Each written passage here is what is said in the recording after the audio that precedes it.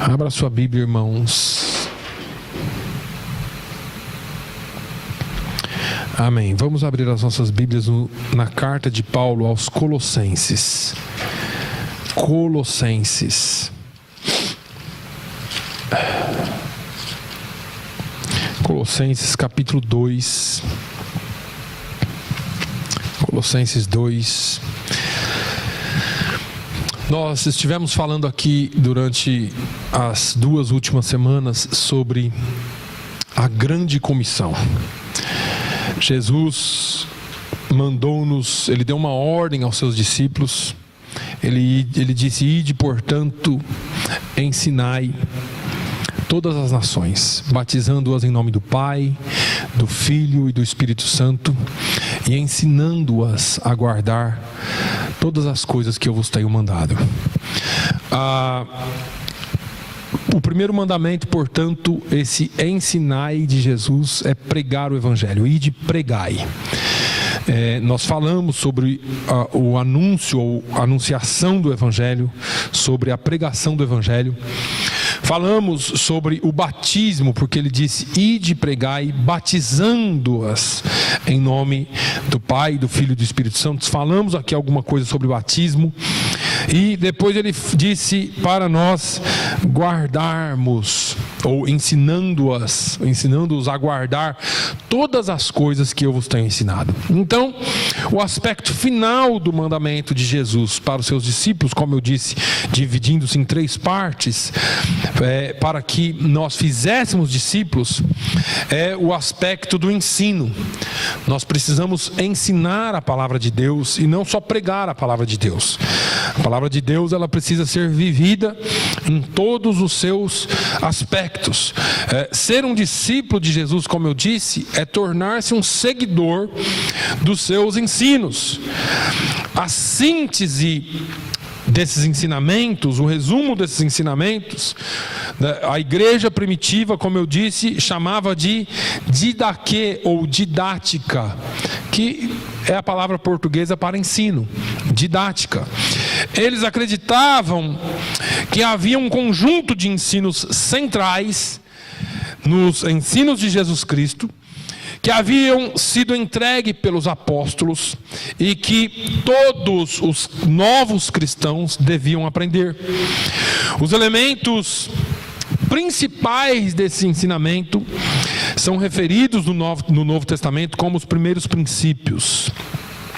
Colossenses 2, dos versículos 6 a 8 diz: como, pois, recebestes o Senhor Jesus Cristo, assim também andai nele, arraigados e sobreedificados nele e confirmados na fé, assim como fostes ensinados nela abundando em ação de graças. Tende cuidado para que ninguém vos faça presa sua, por meio de filosofias e vãs sutilezas, segundo a tradição dos homens, segundo os rudimentos do mundo, e não segundo Cristo. Quando nós falamos de primeiros princípios ou em primeiros princípios, esta aqui é uma das passagens fundamentais. É muito importante que todo cristão compreenda esta passagem por completo e em todo o seu contexto. Esta porção da Bíblia aparece numa carta escrita pelo apóstolo Paulo a uma de suas novas igrejas, não suas, mas uma das novas igrejas que Paulo havia iniciado, a igreja de Colossos. A carta aos Colossenses é muito parecida com a carta que Paulo escreveu à igreja de Éfeso. Paulo queria, com essas cartas, assegurar-se de que todo cristão, ou de que todas as igrejas que ele havia aberto ou iniciado, haviam entendido por completo o que tinha lhes acontecido, o que seria a sua vida daqui por diante, como seria o seu caminhar com Cristo. Ele queria verificar que todos tinham entendido completamente a sua chamada para o Evangelho, a sua chamada para a vida cristã, para a sua nova vida em Cristo.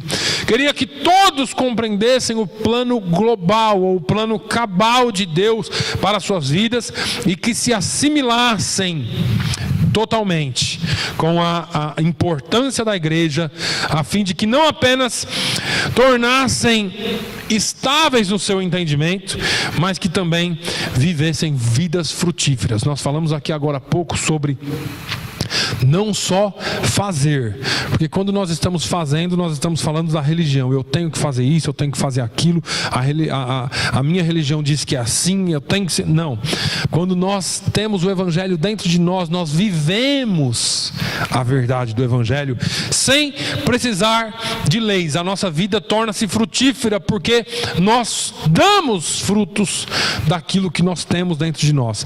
A preocupação, portanto, de Paulo tinha a ver com tudo aquilo que se relacionasse com as vidas daqueles crentes ali.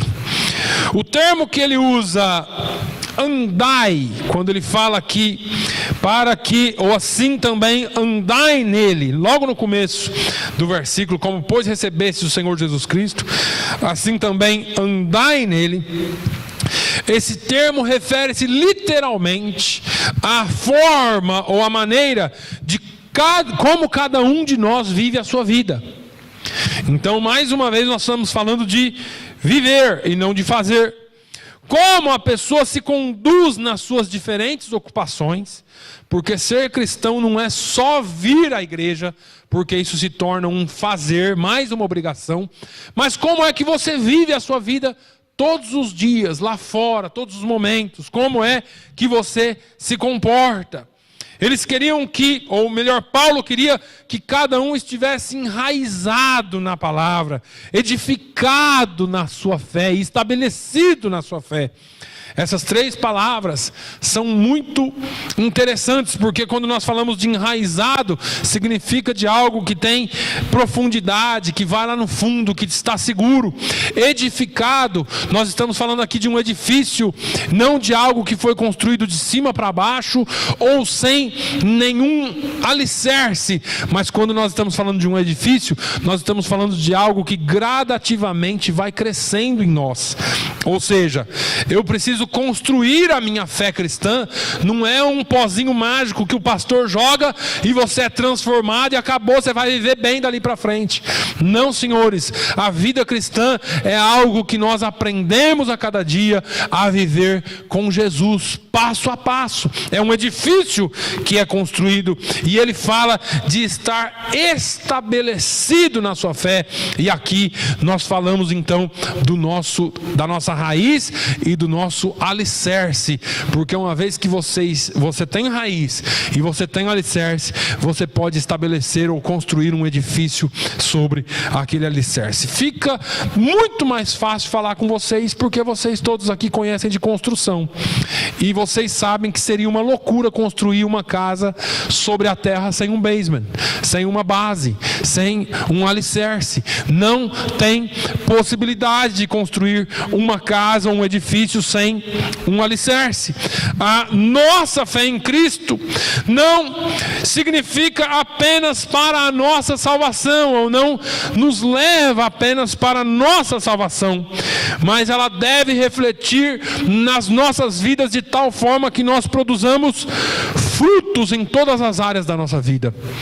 Então, eu já disse aqui para os irmãos, às vezes a pessoa fala, pronto, aceitei Jesus, estou salvo, amém. Acabou aí. Paulo ensina através das suas epístolas, e a palavra de Deus nos ensina, que não é só ser salvo para si, mas é viver uma vida exemplar, cheia de frutos, para que possa frutificar e alcançar outras vidas. Para que as pessoas entendessem isso, para que aqueles crentes de Colossos entendessem isso, Paulo usou um conceito de filosofia. Ele fala aqui no versículo 6 e 7, se eu não me engano, ele fala exatamente, arraigados e sobreedificados nele, confirmados na fé, assim como fosse ensinado, e ele fala, tendo cuidado para que ninguém vos faça presa sua, por meio de filosofias e vãs sutilezas. E aí Paulo, ele apresenta uma filosofia diferente. O mundo tem uma filosofia, E Cristo tem uma filosofia. Não tome isso como literal. Eu só estou falando isso e fazendo isso para que vocês entendam. Então o mundo tem uma forma de viver que eles chamam, eu tenho a minha filosofia de vida. Eu conheço algumas pessoas que falam isso. A minha filosofia de vida é essa e eu estou bem assim. Mas Cristo tem a sua filosofia, se é que nós podemos dizer isso. Tem a sua forma de vida. A filosofia do mundo constrói-se sobre as tradições dos homens, que são ideias básicas transmitidas de geração a geração. Então nós temos a nossa filosofia que nós construímos de geração em geração, transmitindo. O irmão Alberto trabalha com construção, o Enio trabalha com construção, o Rui trabalha com construção, os filhos podem vir a trabalhar com construção, e assim passam as tradições. E a gente vai construindo em cima daquilo, mesmo sem perceber muito, porque aquilo passa a ser automático na nossa vida. E entenda onde eu quero chegar. São costumes de família, costumes de um povo. Por que a gente almoça na hora do almoço? Quem que ensinou isso pra gente? Porque isso é uma tradição. Poderia ser às 9, poderia ser às 3, mas não, é meio-dia, entre meio-dia e 1h está todo mundo comendo. Porque se tornou uma tradição de um povo. Ninguém precisa dizer para você. É só falar a hora do almoço. Você já sabe que chegou meio-dia. E aí, não para nós, né? Aí a gente vai aprendendo as tradições e vivendo as tradições, que são coisas que passamos. Agora, a filosofia de Cristo, no entanto, ela é bem diferente. Ela se baseia também num conjunto de princípios, não num conjunto só de tradições.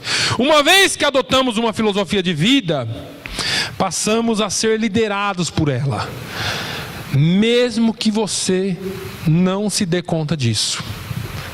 Você adotou aquela filosofia porque aquilo veio dos seus pais, tradições, veio. Você não se dá conta daquilo, mas você passa a ser liderado por ela.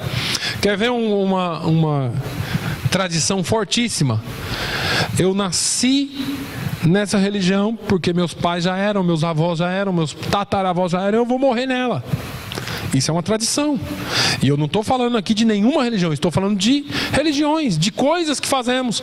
Não, o meu pai era pescador, eu vou ser pescador e meu filho também vai ser pescador. E nós vemos pessoas frustradas na vida porque assim, o meu pai é médico, eu sou médico, meu filho é médico, meu neto é médico, meu tataraneto vai ser médico, e nós vamos ser uma família de médicos. E às vezes não se olha a vocação das pessoas, não se olha o chamado que cada um tem para si. São tradições que carregamos porque pensamos que estamos fazendo certo e somos liderados por essa tradição, somos mandados por ela sem perceber. Estamos fazendo coisas sem ter consciência disso. Essa ideia de filosofia do mundo e filosofia de Cristo, ela se torna um pouquinho mais compreensível quando entendemos tudo isso como princípios elementares, como coisas fundamentais para a nossa vida. O mundo tem o seu conjunto de princípios elementares e Cristo tem o seu conjunto de princípios elementares. A tradução do grego para esses princípios elementares volta para aquilo que nós estamos falando aqui, os nossos primeiros princípios. Tal como em qualquer outra disciplina, primeiro nós precisamos aprender a fundo os primeiros princípios antes de passarmos para áreas mais complicadas. Você jamais vai dirigir um carro de Fórmula 1 se você não souber dirigir nem um Fusca. Você jamais vai pilotar um Boeing se você não aprender a pilotar um teco-teco, um monomotor. Porque são princípios. Precisamos começar do começo. Você não pode ir lá para frente primeiro. Em Hebreus, no capítulo 5, os versículos 11 ao 14, diz assim: do qual muito temos que dizer, de difícil interpretação, porquanto vos fizestes negligentes para ouvir. Olha só, porque devendo já ser mestres pelo tempo, Ainda necessitais de que se vos torne a ensinar quais sejam os primeiros rudimentos da palavra de Deus. E vos haveis feito tais que necessitais de leite, e não de sólido mantimento. Porque qualquer que ainda se alimenta de leite não está experimentado na palavra da justiça, porque é menino. Mas o mantimento sólido é para os perfeitos, os quais, em razão do costume, têm os sentimentos exercitados para discernir tanto o bem como o mal. Aqui é muito interessante essa palavra, irmãos, e eu não vou ter tempo de dissecar essa palavra hoje, de compartilhá-la hoje, mas nós ainda vamos ter a oportunidade. Porque nessa passagem, o autor da carta aos Hebreus afirma que a maturidade de julgamento, o discernimento entre o bem e o mal, só vem quando alguém tem domínio sobre os primeiros princípios, sobre os primeiros rudimentos da fé. Se a pessoa não tem domínio sobre os primeiros princípios da fé, ela não vai ter discernimento entre o bem e o mal. E aí, nós desenvolvemos discernimento através das escolhas da nossa vida. Seremos capazes de viver por um conjunto de princípios, se nós seguirmos os princípios, e não por um conjunto de regras. Quer que eu traduza isso? Você tem a palavra de Deus, você tem o Evangelho, você tem as cartas paulinas, você tem o Evangelho pregado aqui. Eu não preciso chegar aqui e falar assim, ó, você não pode fazer isso, você não pode fazer aquilo, você deve fazer isso, você não deve fazer aquilo, porque isso são regras. Quando nós pregamos o Evangelho puro, quando nós pregamos a palavra de Deus, dentro dos princípios básicos da palavra de Deus, eu não preciso te falar o que você faz e o que você não faz, e o que você não faz, porque você não vive por um princípio de regras, por um conjunto de regras. Você vive por um conjunto de princípios. São princípios que as famílias costumavam ter antigamente. Então existia o respeito pelos pais. O pai não precisava falar, filho, me obedece. Você não precisava falar isso para o seu filho. Você tem que me obedecer, você é meu filho. Não. Existia um princípio de obediência. Você não pode roubar, você não pode pegar o que é do outro. Você precisava falar isso? Não precisava. Você não pode fazer tal coisa. Não precisava, porque eles sabiam. Porque às vezes um olhar do seu pai, um olhar da sua mãe determinava princípios na sua vida. E o exemplo era muito forte, porque as famílias, elas passavam esses princípios. Não era um conjunto de regras, irmãos. O pai e a mãe não precisava crescer o filho falando, nossa, você não vai fazer isso, você não vai... Anota aí, filhinho, você não pode fazer nada dessa lista aqui. Não lembro do meu pai fazer isso. Quando era necessário, ele corrigia. Mas os princípios já tinham sido dados pelo exemplo. Porque nós precisamos aprender a viver pelos princípios e não por regras. Então, o escritor aqui aos Hebreus está falando desses primeiros rudimentos, que você só é capaz de viver assim quando você é maduro nos primeiros rudimentos, que aí você não precisa de ninguém te falando o que fazer e o que não fazer, porque você tem os princípios da palavra, você tem aquilo que Deus já deixou para você. Agora, é interessante que isso nos dá uma liberdade muito grande, irmãos. E às vezes a gente fica pensando que ser cristão é viver preso. Não. Ser cristão nos dá uma liberdade muito grande, porque nós podemos escolher. E quando você conhece a palavra e vive a palavra, você pode discernir o que é melhor. Então não é só uma questão de escolha.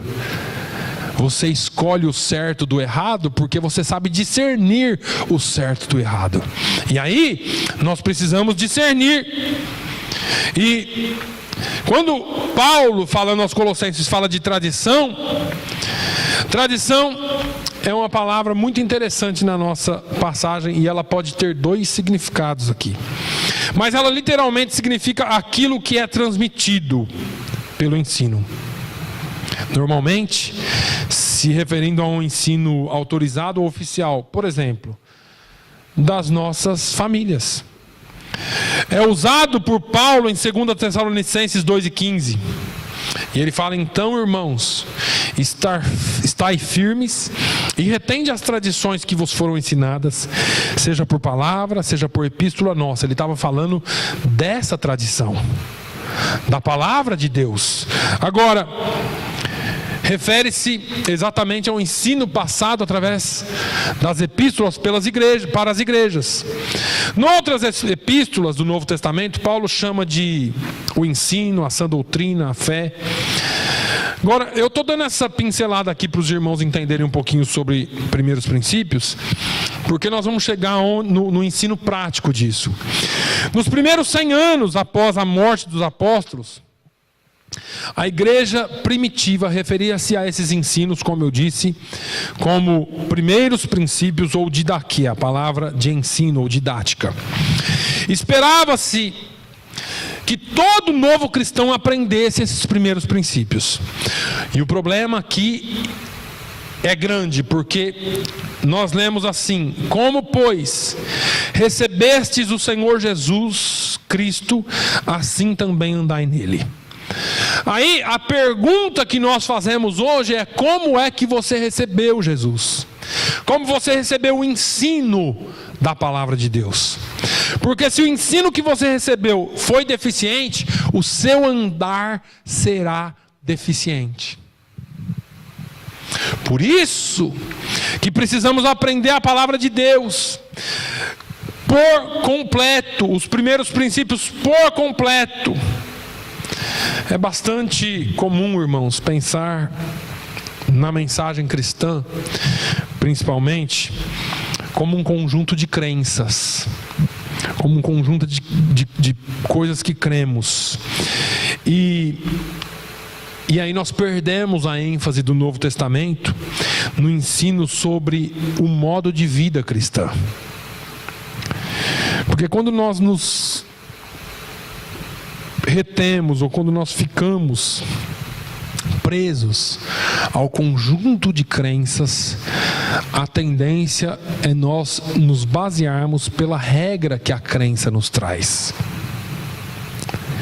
E quando nós nos baseamos em princípios adotados pela igreja, e às vezes parece que isso se mistura, mas entenda uma coisa: se você pertence a uma igreja que ama, se você pertence a uma igreja que cuida, se você pertence a uma igreja que recebe bem a visita, se você pertence a uma igreja que visita, que vai aos hospitais, que vai quando alguém está doente, que ora pelas pessoas, isso tudo vai entrando em você como princípio e não como regra.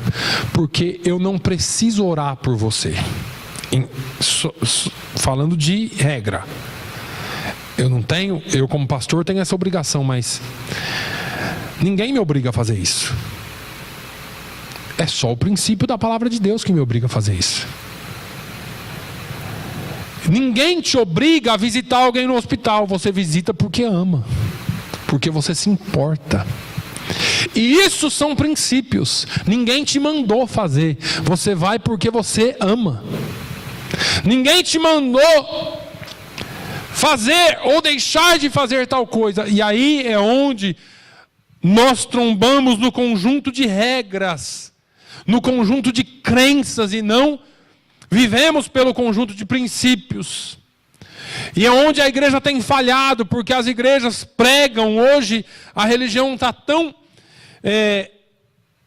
intrínseca dentro da igreja, tão presa, a igreja está tão presa na religião, que nós vivemos por aquilo que nós cremos. Não, eu creio assim, então eu vivo assim. Nós vivemos por esse conjunto de crenças e regras, e não pelo conjunto daquilo que a Bíblia ensina que devemos andar e fazer. É interessante que um famoso escritor, ele escreveu um livro chamado O Evangelho e a Lei, C.H. Dodd. Ele identifica 7 proposições principais do ensino cristão, dos primeiros princípios. Eu quero rapidamente falar com os irmãos sobre esses 7 essas 7 características, ou essas 7 coisas que devem acontecer na vida de um cristão quando ele vem para Jesus, quando ele recebe o ensinamento do Evangelho. O cristão do Novo Testamento é ordenado a reformar a sua conduta. Não é ordenado porque se manda, é porque a palavra ensina. Olha aqui, Paulo escreve aos Efésios que, quanto ao trato passado, quanto àquilo que você vivia no passado, vos despojeis do velho homem, tira o velho homem, que se corrompe pelas concupiscências do engano, e vos renoveis no espírito da vossa mente, e vos revistais do novo homem, que segundo Deus é criado em verdadeira justiça e santidade. Nós precisamos nos renovar. Aos Romanos, Paulo escreve: rogo-vos, pois, irmãos, pela compaixão de Deus, que apresenteis os vossos corpos em sacrifício vivo, santo e agradável a Deus, que é o vosso culto racional. E não sede conformados com este mundo, mas sede transformados pela renovação do vosso entendimento, para que experimenteis qual seja a boa, agradável e perfeita vontade de Deus. Paulo está falando aqui sobre uma renovação aqui, que desce para cá. Começa sempre na mente, irmãos, porque você precisa pensar nas coisas, você precisa ter inteligência. Eu vou seguir esses ensinamentos porque não só eles são bons para mim, mas eles trazem vida para mim. Agora, quando nós vemos também a carta de Paulo aos Romanos, ainda no capítulo 13, ele diz: isto digo, conhecendo o tempo, que já é hora de despertarmos do sono, porque a nossa salvação está agora mais perto de nós do que quando aceitamos a fé. A noite é passada e o dia é chegado. Rejeitemos, pois, as obras das trevas e vistamo-nos das armas da luz. Andemos honestamente como de dia, não em glutonarias, nem em bebedeiras, nem em desonestidades, nem em dissoluções, nem em contendas e inveja. Mas revesti-vos do Senhor Jesus Cristo, e não tenhais cuidado da carne em suas concupiscências. Paulo, nessas 3 passagens, está falando sobre uma reforma de conduta. Eu andava assim e não ando mais. Agora eu vou andar um andar cristão. Eu vou viver como Deus me pede para viver. Deus me manda ou me convida a viver. Em segundo lugar, Dodge fala sobre as virtudes típicas do novo modo de vida são expostas. Espera aí, não é só para mim então. Agora eu tenho que expor isso. Como que eu vou expor? Com o meu testemunho, vivendo o meu dia a dia. Mas o fruto do Espírito é amor, alegria, paz, paciência, amabilidade, bondade, fidelidade, mansidão e domínio próprio. Aos Colossenses ele fala: revesti-vos, pois, como eleitos de Deus, santos e amados, de entranhas de misericórdia, de benignidade, humildade, mansidão e longanimidade. Paulo está falando para essas 2 igrejas aqui que eles precisam adotar nova forma de vida, que só vem através do Espírito Santo. Irmãos, você não vai refletir amor de si só, ou por si só. Porque nós, infelizmente, temos problemas com o amor. Nós somos seres cheios de justiça e não de amor. Nós queremos a justiça a todo custo e não queremos amar a todo custo. Queremos a revanche, a vingança. Quando é com os outros, com a gente não. Mas nós precisamos entender que isso só vem pelo Espírito. Aí você fala assim: e agora, pastor? Está falando que isso não vem de nós? Não, só do Espírito Santo. E como que eu adquiro isso? Começa a pedir a Ele: Senhor, eu quero viver um novo modo de vida, como o Senhor tem proposto para todo cristão. Eu quero refletir e ter o fruto do Espírito em mim. E o fruto do Espírito, por incrível que pareça, começa com um pedacinho chamado amor. Mas esse escritor, ele continua falando, e a terceira característica são os relacionamentos cristãos próprios da família. A unidade primária da comunidade cristã são revistos. E aí ele fala aqui a ordem da família. Como a família é ordenada. Ele fala aos Efésios, ele escreve: vós mulheres sujeitai-vos aos vossos maridos como ao Senhor. Mas ele continua: vós maridos amai vossas mulheres, como também Cristo amou a igreja e a si mesmo se entregou por ela. Não é uma questão de quem é maior dentro de casa, é uma questão de posição. Só isso. E as pessoas pensam que submissão é deitar para o outro passar em cima. E submissão não é isso e nunca foi isso. Tanto que a maior implicação aqui está sobre o homem e não sobre a mulher. Porque Paulo fala assim: amai as vossas esposas, como Cristo amou a igreja e deu a sua vida por ela. Ora, você precisa amar a sua esposa a ponto de dar a sua vida por ela. E eu tenho certeza que se todo homem fizer isso, vai ser melhor ou mais fácil da mulher se submeter, não vai? Se você tem um homem em casa que te ama, que te ajuda, que cuida de você, que faz tudo o que pode por você, não vai ser mais fácil ser submissa e agradar um ao outro? Porque aí entramos numa fase de comunhão. Vós, filhos, sede obedientes aos vossos pais no Senhor, porque isso é justo. Então, Paulo endereça ou trata com toda a ordem da família. E isso tem que começar a acontecer dentro das nossas casas quando nós recebemos Jesus. Porque se a sua casa era uma bagunça, uma brigaiada, um inferno, antes de Jesus chegar, quando Jesus chega, ele tem que trazer paz, e ele traz paz. E agora você começa a ter o fruto do Espírito, e aí então começa a ordenar a sua vida de acordo com o fruto do Espírito. Agora, em quarto lugar, os relacionamentos adequados à comunidade cristã são expostos. O que significa isso? Ele responde aos Romanos 12, 9 e 10. O amor seja não fingido. Aborrecei o mal e apegai-vos ao bem. Amai-vos cordialmente uns aos outros com amor fraternal, preferindo-vos em honra uns aos outros. Paulo está falando aqui de uma comunidade de cristãos que não é falsa. Se eu digo que eu te amo, é porque eu te amo. E se eu te amo, eu tenho que mostrar o fruto desse amor.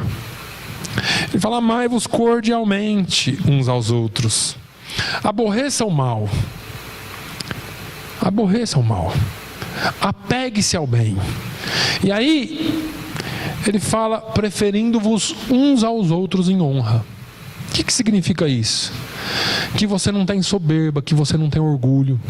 Quando tiver que dar o lugar, dê o lugar para o outro. Quando tiver que ser servido numa fila, dê o lugar para o outro. Prefira o outro em honra. Irmãos, a igreja tem que ser, a família cristã tem que ser um pouquinho diferente. Temos que voltar aos primeiros princípios. Aquilo que era comum antigamente, hoje é um negócio extremamente difícil de pôr na cabeça das crianças. Nessa semana, uma das crianças aqui me perguntou, um adolescente já perguntou assim: se o homem foi criado primeiro, por que nós temos que dar o lugar primeiro na fila para as mulheres? Olha só a cabeça do menino. Fala para mim. E aí, é essa mentalidade que eles têm hoje em dia. Mulher que fique lá para trás, eu vou na frente. Negócio de dar lugar para mais velho nada, respeitar o mais velho, para quê? Afinal de contas, hoje em dia, dos 12 aos 20, eles sabem tudo. E a gente não sabe nada, né, irmão Alberto? Eles sabem tudo, a gente não sabe nada. Dos 12 anos até os 18, 20, pense numa molecada inteligente, que vive falando: você não sabe de nada. Você não sabe de nada, pai. Tá bom, você sabe tudo. Mas aquilo que era tradição, aquilo que era princípio antigamente, hoje em dia é tão difícil, porque nós deixamos de fazer o certo. As referências para esse relacionamento adequado à comunidade cristã são muitas. Você pode ler depois lá Colossenses 3:13, ele começa: suportando-vos uns aos outros, perdoando-vos uns aos outros. Se alguém tiver queixa contra outro, assim como Cristo vos perdoou, fazei assim vós também. Não, com a irmã Maria não. Ela não perdoou. Pisou feio comigo. E você pisou feio com Jesus? Ele te perdoou. Perdoando-vos uns aos outros, assim como Jesus perdoou você lá na cruz do Calvário, perdoe seu irmão também. Irmãos, isso é profundo demais. Aos Filipenses, Paulo escreve: portanto, se há algum conforto em Cristo, se há alguma consolação de amor, se há alguma comunhão no Espírito, se há alguns entranháveis afetos e compaixões, completai o meu gozo, para que sintais o mesmo, tendo o mesmo amor, o mesmo ânimo, sentindo uma mesma coisa. Nada façais por contenda ou por vanglória, mas por humildade. Cada um considere os outros superiores a si mesmo. Não atente cada um para o que é propriamente seu, mas cada qual também para o que é dos outros. Você já ouviu essa palavra assim, é problema dele? Isso é problema dele. Quero nem saber. Isso não é obrigação minha. Isso é o que impera hoje na boca das pessoas, na vida das pessoas. E o cristianismo verdadeiro está dizendo assim: olha, você não se importe só contigo. Dentro da comunidade cristã, você precisa se importar com o outro também. E como um cristão lá fora, você precisa se importar mais ainda com o outro. Isso aqui, irmãos, é evangelho prático. Isso aqui você não precisa gritar, pular, chorar, espernear, nada disso. Isso aqui é vida que a Bíblia traz para nós. É evangelho prático na sua vida. É você colocar aqui no seu entendimento, na sua inteligência, a ponto de que você tenha no coração de fazer pelos outros mesmo aquilo que eles não faziam por você, ou que eles não fariam por você. Seu amigo está lá, você já acabou a sua parte do trabalho, e você está vendo lá um novato se matando para fazer o dele. Não vou ajudar nada, nunca ninguém me ajudou, para que eu vou ajudar ele? Ele se vira, ele vai aprender na prática. Agora, se você fosse lá ajudar ele, talvez ele ia aprender na prática que quando alguém estiver precisando, ele possa ajudar o outro também. Só que nós perdemos isso. Nós perdemos valores que a Bíblia nos traz, que os bons costumes nos traziam, e que hoje parece que ficou perdido. Não vou ajudar nada, vou fazer nada. Outra coisa, quanto que eu vou ganhar para fazer isso aqui na igreja, ou em tal lugar, ou ajudar o vizinho, ou a vizinha? Quanto? Onde é que vai aparecer meu nome aí? E Paulo está falando, olha, não faça nada por vanglória. Não faça nada por vanglória, mas por humildade. Nós não podemos fazer só porque o nosso nome é bom, não é? O nome aparecer de vez em quando. É bom. A gente chama isso de reconhecimento. Às vezes é bom. Em alguns lugares faz parte. Mas quando você faz, não esperando isso, se vier é lucro. Se não vier, amém. Eu não estava esperando. Eu fiz para ajudar, eu não fiz porque meu nome ia estar lá ou não. Agora, esse escritor ele continua, e eu vou correr um pouquinho só para a gente terminar. Ele diz que nós precisamos ter um padrão de comportamento para com os vizinhos que não são cristãos, ou que não são crentes. Ele fala assim, olha, andai com sabedoria para com os que estão de fora, remindo o tempo. A vossa palavra seja sempre agradável, temperada com sal, para que saibais como vos convém responder a cada um. Irmãos, andai com sabedoria, principalmente para com os que estão de fora. Como é que os seus companheiros de trabalho, ou irmãos lá fora, ou amigos, ou família, vê você como cristão? Isso aí é só crente no domingo, rapaz. Se ele for crente, eu sou o Papa. Já ouvi isso, viu? Porque a pessoa se comporta tão mal lá fora,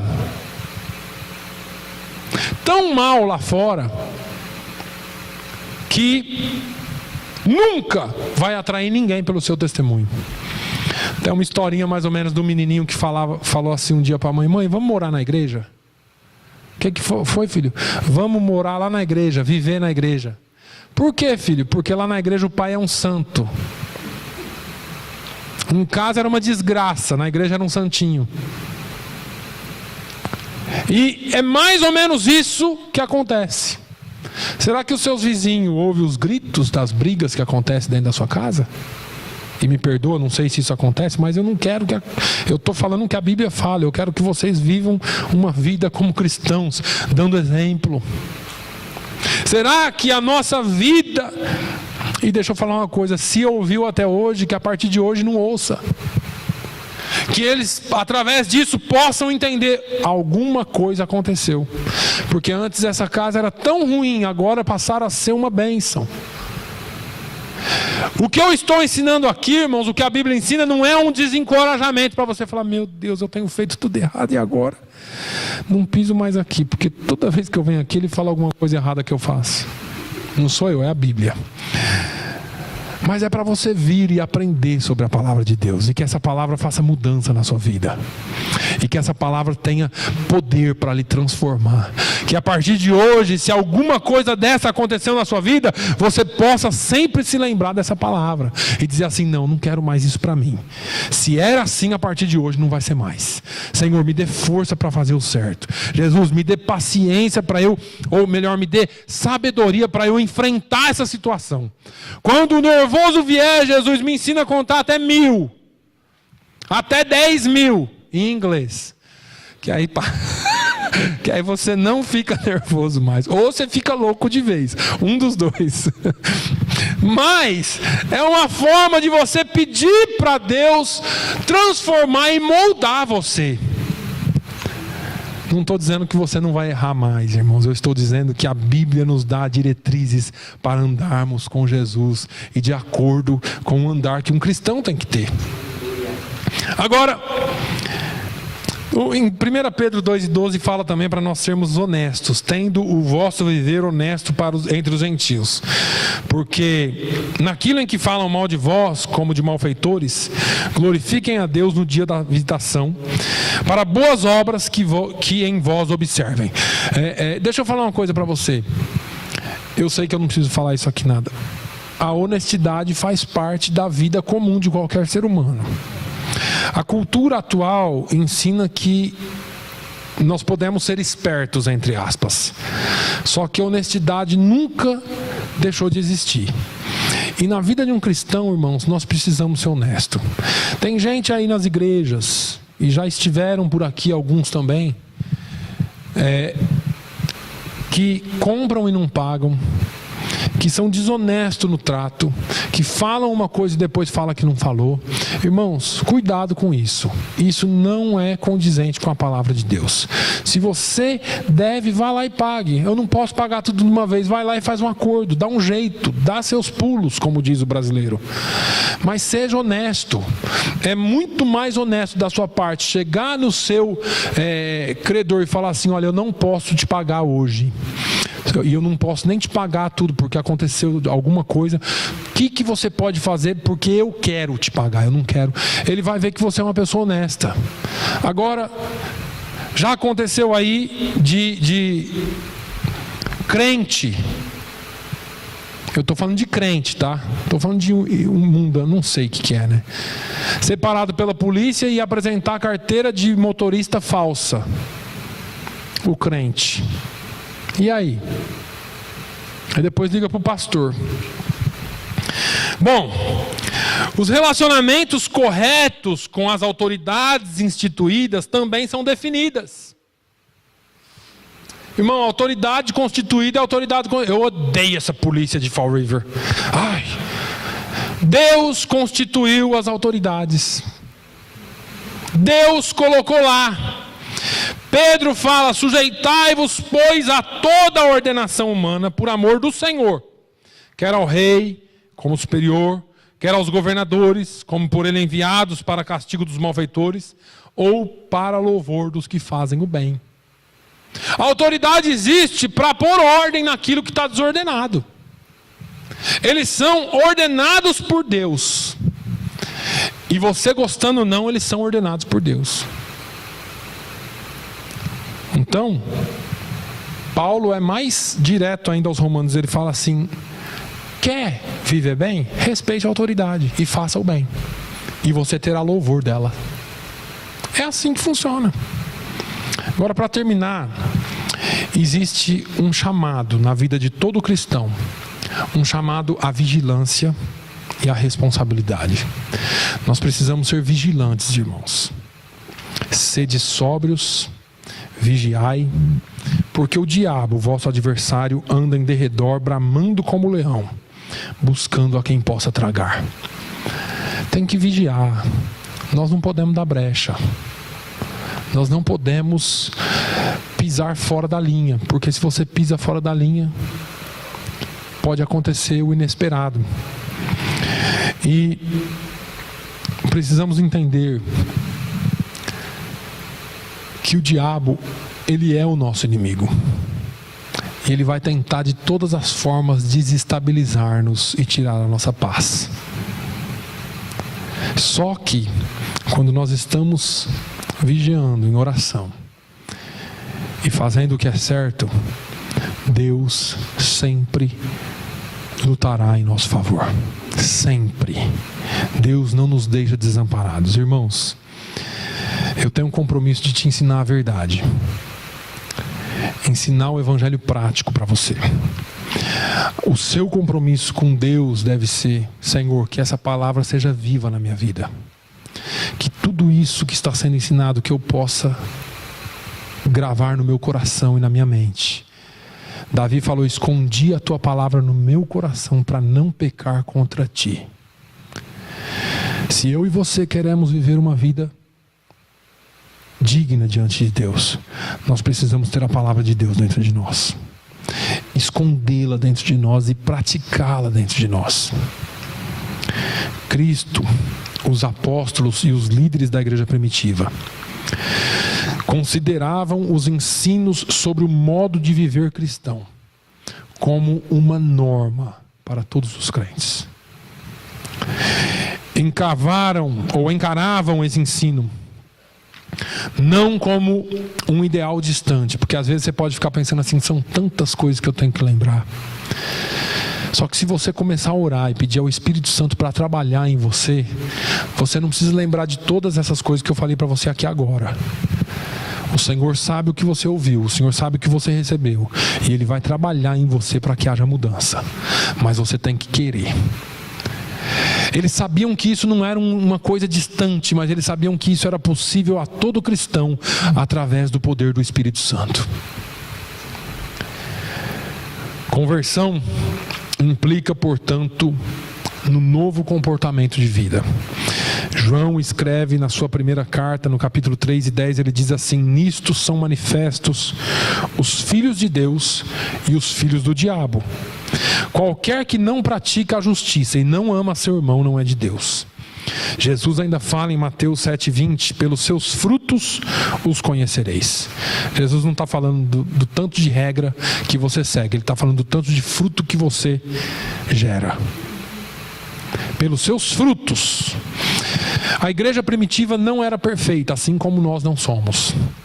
Mas os primeiros crentes seguiram o modo de vida cristão suficientemente bem para que a sua distinção, juntamente com a forma ousada como anunciavam o evangelho, trouxesse sobre eles quase 3 séculos de perseguição por parte do Império Romano. E ao mesmo tempo, Essa perseguição ajudou a atrair milhares e milhares e milhares de homens e mulheres a Cristo, ainda que a consagração a Cristo levasse à morte. Nos nossos dias, não podemos dizer que os cristãos no mundo ocidental estão seguindo os ensinos de Cristo de maneira a serem, por isso, especialmente distinguidos. Você distingue um cristão aí fora de um não cristão? Só de bater o olho você sabe quem é crente e quem não é? Numa época em que as sociedades ocidentais estão se desviando cada vez mais dos valores cristãos, as vidas dos crentes, de uma maneira geral, não se distinguem de forma clara. Antes, à medida que as sociedades se vão tomando ou tornando menos cristãs, assim, os próprios padrões de vida dos cristãos também vão se tornando menos cristãos. Aquilo que era padrão de cristão para mim hoje, no passado, hoje já é totalmente diferente. O meu padrão de vida cristão hoje já é diferente. Que Deus nos dê o discernimento que nós precisamos. Que Deus nos dê a sabedoria que nós precisamos e que possamos aprender e colocar em prática aquilo que temos aprendido. Os primeiros princípios do Evangelho de Cristo que vão fazer a diferença na sua vida. Amém? Que você possa pedir a Deus, acima de tudo, para que Ele venha iluminar a sua mente e para que Ele venha fortalecer o seu coração para que você faça o que é certo. Pai, eu quero te louvar nessa manhã. Eu te agradeço pela vida de cada um. Te agradeço, Senhor, por cada um que aqui chegou. Senhor, eu quero pedir a tua bênção sobre os teus filhos. Essa palavra é tão importante para nós, Senhor, porque fala da vida prática como cristãos. Senhor, que nós possamos aprender a fazer o que é bom, o que é certo e, acima de tudo, o que é alinhado com a tua palavra, o que é condizente com a tua palavra. Que haja frutos em nossas vidas, frutos que permaneçam para sempre, frutos que façam a diferença nas vidas de outros, meu Deus, e que o seu nome seja glorificado em nós.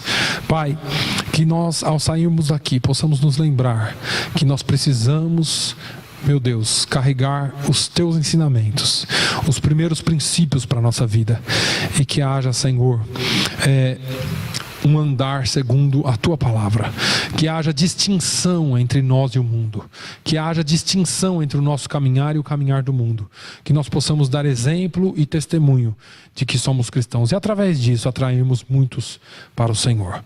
No nome de Jesus nós oramos e agradecemos. Que o amor de Deus, a graça do nosso Senhor e Salvador Jesus Cristo, a comunhão e a consolação do Espírito Santo seja sobre todo o povo de Deus, hoje e sempre. E todos dizem amém.